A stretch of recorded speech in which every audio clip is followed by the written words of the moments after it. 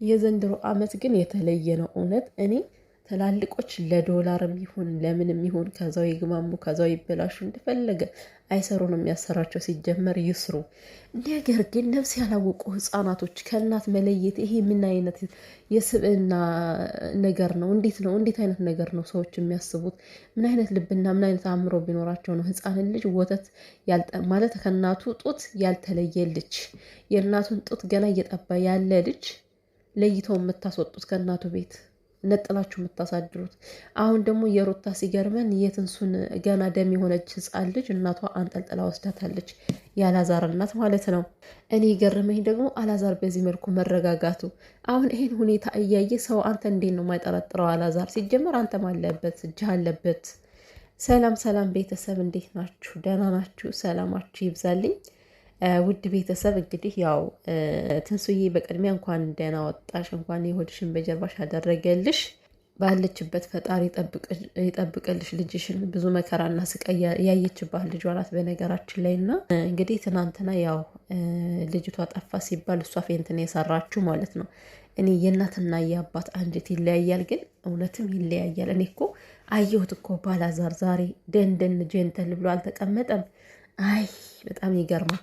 እና ምንድን ነው አሁን ከዚህ ጋር ትንሱ ስህተት የሰራችው? በነገራችን ላይ ትንሱ እናውቃለን ብዙ መከራ ስቃይታለች። እስከምትወልድ ድረስ ነገሩ ሲለቃት አልነበረም። ነገር ግን ከወለደች በኋላ የተፈጠሩ ነገሮችም አሉ እና አሁን ለምሳሌ በትንሱ እናትም የምትፈርዱ ሰዎች አላችሁ። ለምን እንደዚህ ታረጊያለሽ እያላችሁ የሚያወራና የማያወራ ሰው በድሏል ማለት አይደለም። የሚያወራ ሰው ደግሞ ተበድሏል ማለት አይደለም። የአላዛር እናት በጣም ታወራለች፣ በጣም ነው የምታወራው። ስለዚህ እሷ ስላወራች የተደረገችውን ነገር እሷ ተበድላለች ማለት አይደለም።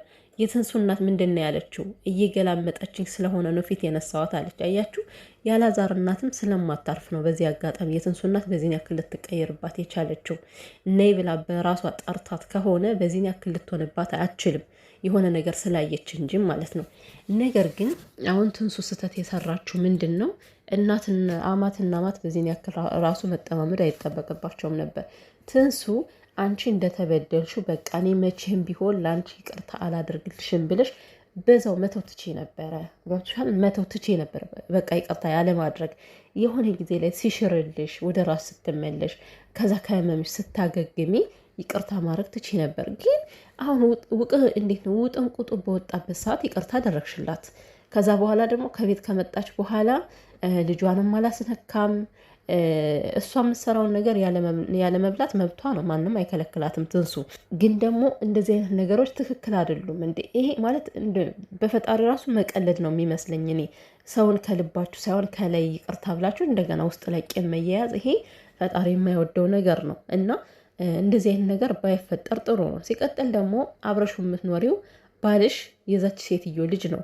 ምንም ቢሆን እናት ክፉም ሆነች ደግም ሆነች ያ ሰው እናቱ የሆነ ነገር ስትባል ሊከፋው ይችላል። ገብቶሻል አይደለ? የማትለያዩ ሰዎች ከሆናችሁ እናንተ ተቆራኝታችኋል አንድ ጊዜ። ስለዚህ እንዴት ነው አንዳንዴ በእውቀት አትመራም ትንሱ፣ እውነት ለመናገር ማለት ነው። በቃ ፊት ለፊት ስለሆነ አመሏ ባህሪዋ ፊት ለፊት ነው። ፊት ለፊት የሆነ ሰው ደግሞ ይጎዳል። እና ከዛ ውጭ ግን ማለት ነው ማሚ ምንም ተደረገች ከልብም ይቅርታ ተደረገላት ከላይም ይቅርታ ተደረገላት መቼም የምትቀየር ሰው አይደለችም በጭራሽ። እኔ አንዳንዴ እናት ጎሽ ለልጇ ስትል ተወጋች ይባላል።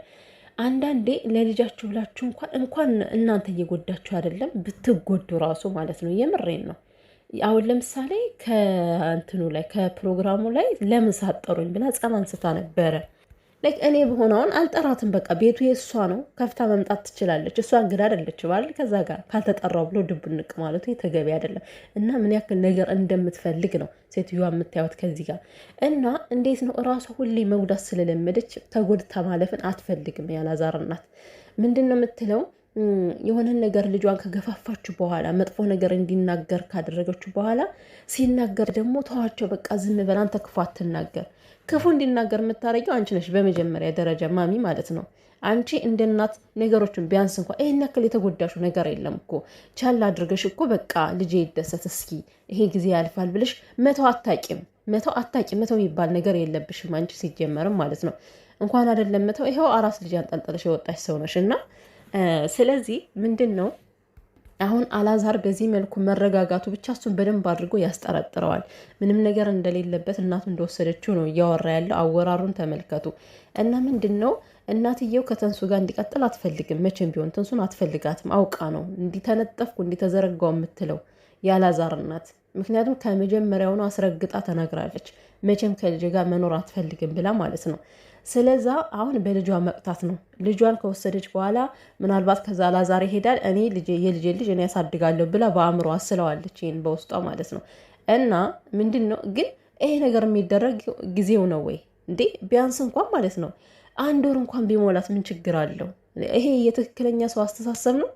ይሄ እኮ የእብደት ምልክት ነው። የምሬን ነው። ገና ደም የሆነች ልጅ አንጠልጥሎ እንደገና በካሜራ አስፈራርቶ ምናምን ነገር ቆይ አሳይሻለሁ ተብሎ የሚወስድ ሰው እኔ ጤናማ ነው ብዬ አላስብም፣ እብድ ካልሆነ በስተቀር ማለት ነው። እና እንግዲህ አላዛር ወደ ክስ ሄዳለው መከሰስ አለባት ሲባል ምንድን ነው ያለው?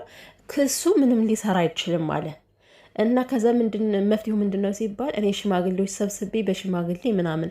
የምን ሽማግሌ ነው የምታወራው? ትንሱ ማለት ነው። እንዳቀልጅ ግጥም አድርገሽ እናትና ልጅን መክሰስ ትችያለሽ፣ ድጋሜ መግባት ከፈለጉ ማለት ነው። እንደዚህ በልጅማ አይቀልዱም። የምሬን ነው።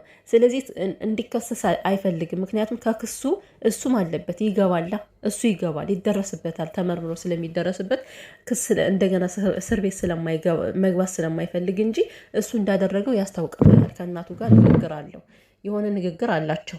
ለምን በዚህ መልኩ አይረጋጋም? ጭራሹ ነው ደንደን ብሎ ገና ደም የሆነች ህፃን ልጅ ከቤት ወጥታ ምንም እናቱ ብትሆንም ማለት ነው የጤናዋ ሁኔታ እኮ ያሳስባል። እንዴ ምን ሆነች የሚለው እኮ ያስደነግጣል። እሱ ግን እየደነገጠ አይደለም። ስለዚህ ወጥረሽ መያዝ ያለብሽ አሁን ማሚን አይደለም ትንሱዬ ማለት ነው የገዛ ባልሽን ነው ወጥረሽ መያዝ ያለብሽ። እንዴ ከፈለጉ ሄደው መዘፍዘፍ ይችላሉ። በስንት መከራና ስቃይ ልጅ ወልዳ በዚህን ያክል ደግሞ መንከራተት አለባት ድጋሜ።